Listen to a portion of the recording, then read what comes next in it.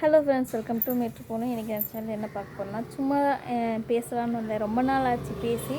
இன்றைக்கி பார்த்திங்கன்னா நான் வந்து வேலை செய்கிற கடையிலேருந்தே பேசிகிட்ருக்கேன். நான் வந்து இந்த கடையில் தான் சேல்ஸ்கேலாம் ஒர்க் பண்ணிகிட்ருக்கேன். யார் யார் என்னென்ன ஒர்க் பண்ணுறீங்கன்னு கமெண்டில் சொல்லுங்கள்.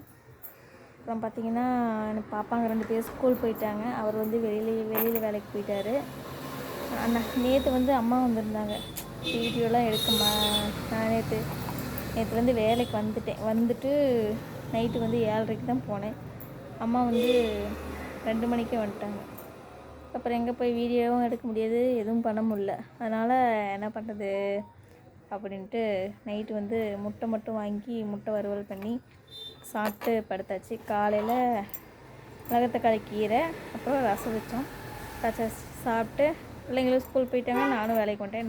நான் வேலைக்கு கிளம்புறதுலேயே அம்மாவும் 9 மணிக்கு கிளம்பிட்டாங்க. நானும் 9 மணிக்கே வந்துட்டேன் வேலைக்கு. வந்துட்டு காலையில் கஸ்டமர் இருந்தாங்க.